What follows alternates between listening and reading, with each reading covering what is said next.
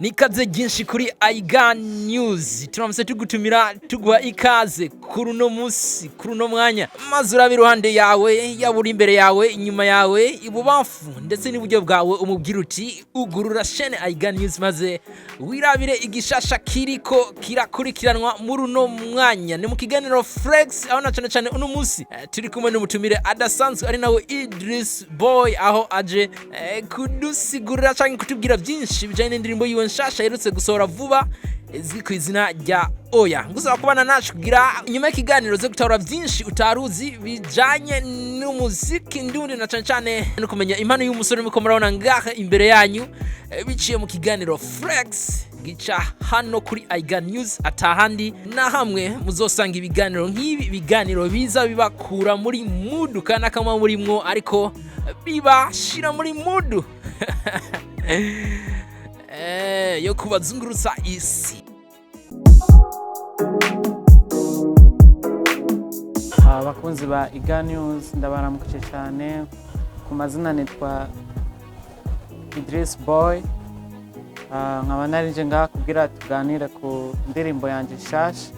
Mbere yuko tuganira ku ndirimbo yanje nshasha nagomba ndabasabe mugire subscribe na like bishobotse na commentaire bivanye n'ukuntu uza kumva iki kiganiro. Nkaba niteze yuko tuza kumenya byinshi ku bijyanye na Idriss Bwoy.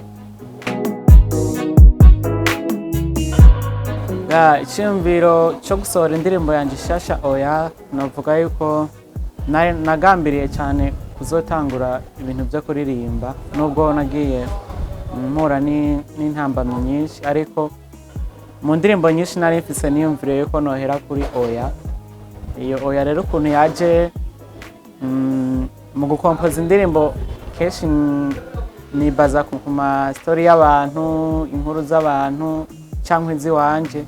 Navuga yuko rero naririmbyemo ibintu biba buri munsi bitubaka buri munsi nk'abajene. Numva n'indirimbo ivuga ku musore nyine abagiye kuresha umukobwa baba basanzwe bazinanye hama akamubwira ati unyankiye vraiment sinzi ko no byakira sinzi ko no bigenza. Umusanzu cyiyumvira rero navuga yuko cyavuye ku bintu bitubako buri munsi twebwe abajene. Umusanzu mpereye kera nkitangura kwiyumvira gutangura muziki nagiye mpura n'intambamyi ku famille yanje ntiyashotse bitahura kuko mu Burundi kenshi iyo uvuze ko ugira ukore muziki bashabumva yuko ugira ufatane n'ingeso mbi zose nyene nkuko abavyeyi baba babizi. Rero bavuga ati umuhungu wacu tukamureka akagenda mu muziki tuzaba tumuhevye. Iyo niyo ntambamye ya mbere kuba nabayeho famille itantahura nkagerageza kubikora kwigisha buri kimwe. Iyindi ntambamye navuga yuko nahuye nayo na ibintu byo kwiga instrument no kwiga kuririmba nyene mu buryo burambuye. Navuga yuko mu Burundi nta ma club ahari afasha impano zikiri zitavugira zikure. Naciye rero mfata ingingo yo kuja mu rusengero. Ngiye mu rusengero kuko nk'abantu bari basanzwe banzi nk'umuntu akunda ibintu bya muzike benshi barashobora kukwermina bakavuga ati turazi nyene target yiwe ni yindi ariko narabibayemwo byinshi nari nkeneye nagiye ndabironka. Yindi ntambamye nawe yariyo kuronka amafaranga ushobora kuja na muri studio gukora indirimbo umva batagutahura nta muntu ashobora no kukurihira ati genda ukore.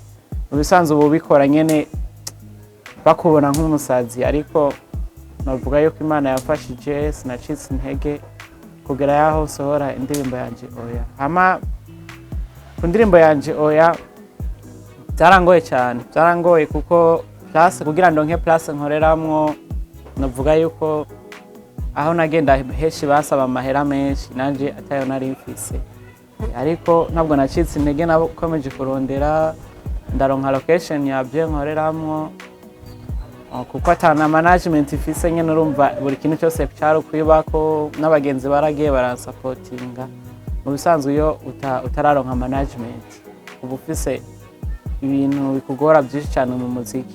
Intambamye hura nazo ni nyinshi cyane sinonazimara gusa ibintu ntazibagira hariho ukuntu nataguye muri famiye batantahura, nuko kuntu nagiye mbura nk'amafaranga yo gukora indirimbo kandi ifise imiziki myinshi yanditse, nuko kuntu bagenda bagufata aho ugiye kudodora hose nyene ukumva ntibariko bashobora kukwakira. Kugira nshike ku ntambwe yo kuja muri studio nkasohora indirimbo, mu kintu candanze novuga ko nkuko nabivuze nyene narabaye muri church cyane, nari umuntu yamye akunda gusenga, nkaca ndabifatanya no kuririmba, ariko rero benshi nyene babibona ukundi ariko mu bintu byandanze harimo gusenga, harimo gukora cyane, kuko narabyuka amajoro ngiye muri travail ndibaza muca mubibona bijya byo kurondera ijwi. Narakunze gukurikira abamuziki cyane kugira nshobore kwiga instrument zizoza ziramfasha novuga gukora muziki imeze neza. Muri make novuga ko ari ibyo. Yabaye intambwe nziza kuri jewe, narabyishimiye kuko kuva ndi muto namye mfise indoto zo kuziga mu ishuri ry'umuziki, ariko byagiye binyankira cyane kuko muri famiye ndabivuze bavuga ati ibyo ntibibaho, iryo shure ntiribaho ntitunarize mu Burundi, rero bikaca bituma batonanyemerera kubyiga. Ariko hari ishure ryo mu Rwanda hitwa ku Nyundo, rero nakuze ndabikurikirana cyane, ndavuga ati nk'icongeza hariya ahantu noryoherwa cyane, ariko kuko amafaranga bari hari menshi, hari atana famiye mfise yataki, byarangoye cyane kujayo.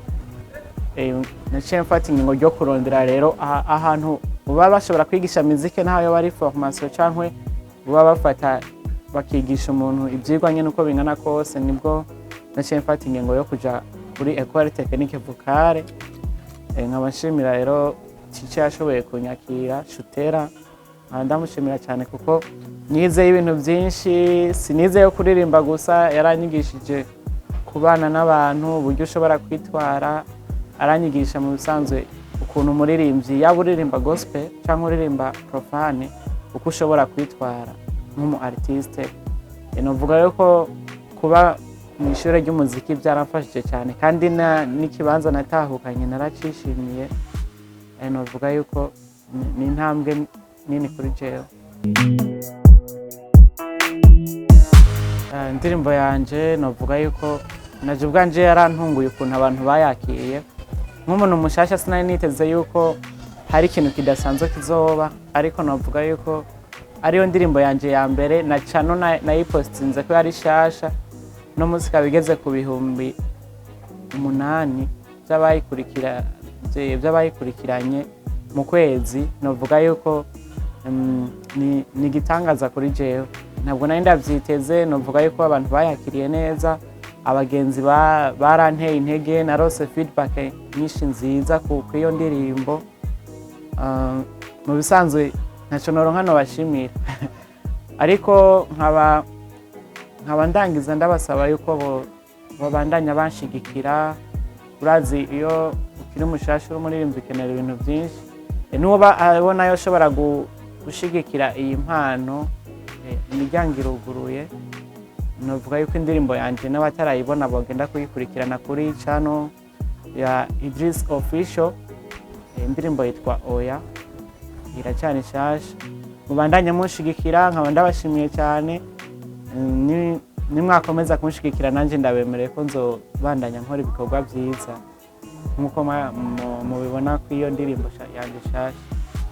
Nkaba nshimiye n'abateguye iki kiganiro cha IgaNews, nkaba ndabashimiye cyane kuba bampaye uwo mwanya, kuba banyizeye. Ntaco noronka noba ariko Imana ibahezagire.